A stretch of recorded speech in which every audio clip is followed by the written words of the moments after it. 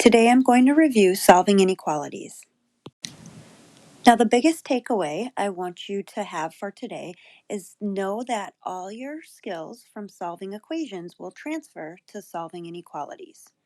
So in example 1, we have a completely worked out solution, and I just want you to observe the different steps that were taken. So just like with solving equations, notice that the first step was to bring variables on to one side. So we subtracted 3x from both sides to undo or remove the 3x on the right side. So the next step was to subtract 4 on both sides, and that will undo the plus 4 on the left, leaving us with just a 2x, and then the greater than or equal sign, and on the right side the 20. And then notice the last step in orange is a divide by 2. And that will undo the multiply by 2 that we have on the left side. So that leaves us with just an x is greater than 10. Notice the greater than or equal sign transfers down on each line. And each step along the way, we are using our opposites to undo a certain action. So addition still undoes subtraction, or multiplication still undoes division, and so on. Now let's talk for a minute about this answer, x is greater than or equal to 10. So that means that any number bigger than 10 or exactly equal to 10 will satisfy this inequality. Now sometimes with inequalities, we like to show our answer in a visual representation. So we're going to graph this on a number line. Now some people like to include 0 on their number line, that's up to you, but we definitely need to include 10 on our number line because that's part of our solution. So I'll read that again. The solution is x is greater than or equal to 10. So we could be equal to 10. So I'm going to fill in the number 10. Now we could also be greater than. So that's the numbers to the right of 10. So numbers like 11 and 12 and so on. And then we'll fill in the arrow saying that we're going to extend all the way to infinity to the right. So the number line gives us a nice visual of what numbers will work in the inequality. Now our second example has a fun fact about negatives and inequalities, and we'll talk about that in a minute. Let me go ahead and get started. I like drawing the line down the middle. Usually we would put that down the middle of the equal sign for our equations, and in this scenario we're going to draw that right through the inequality sign. And I'll go ahead and get started with my solving, and I'm noticing that minus 8. So I'm going to go ahead and add an 8 onto both sides. So using that idea of the opposites. All right. So that leaves me with a negative x on the left. Bring down the greater than sign. And on the right, 11 plus 8 is going to give me 19. Okay. Now that negative in front of the x, if that helps you, maybe think of it as a negative 1 in front of the x.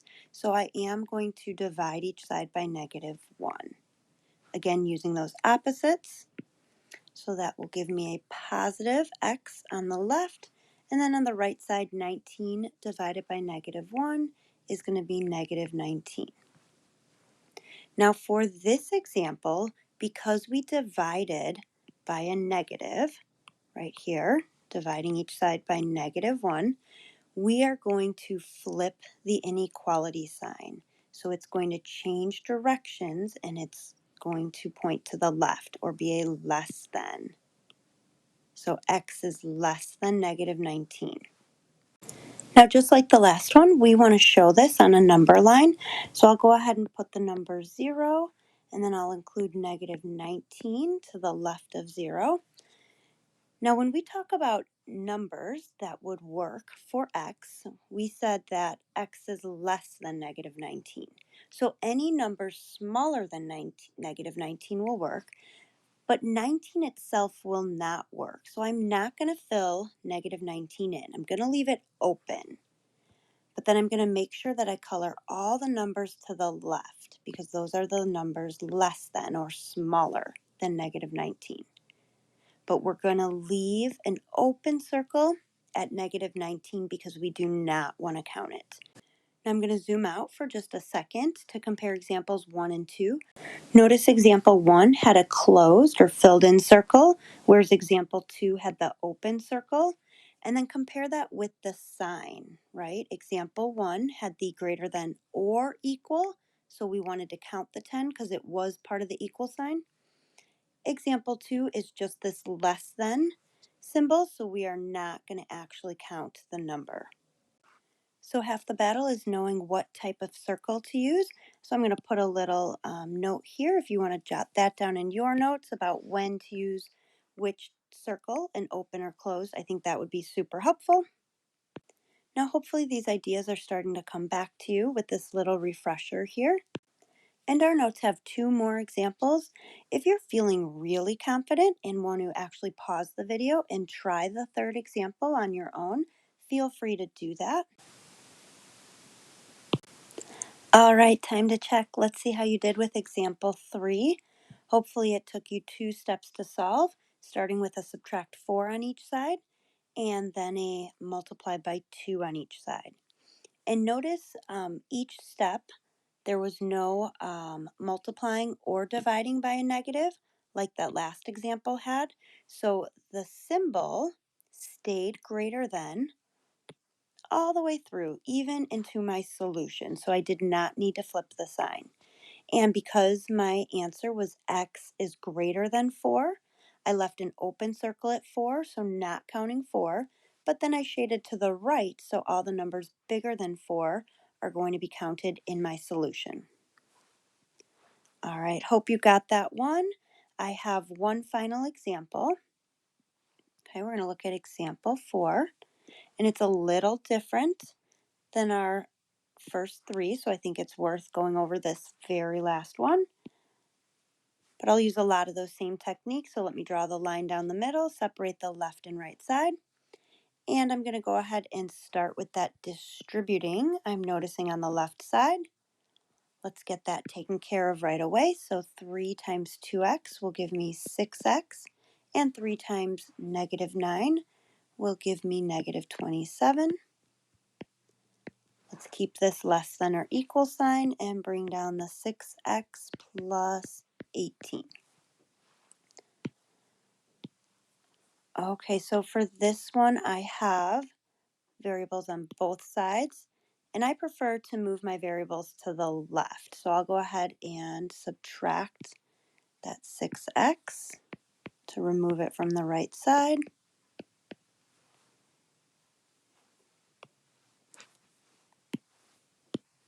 And actually a unique thing happens where the 6x will drop out with the minus 6x on both sides, leaving me with just a negative 27. Bring down the less than or equal sign, and then bring down the 18 on the right.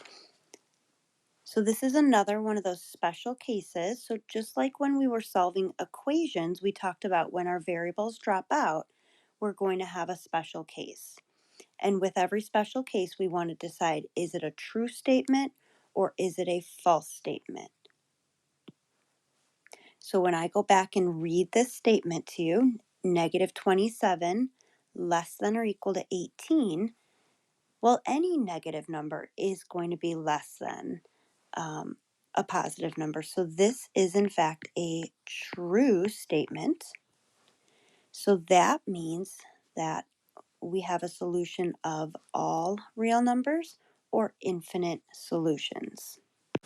And since every number will work for x and make this inequality true, on our number line, we can visually show that by coloring in the entire number line.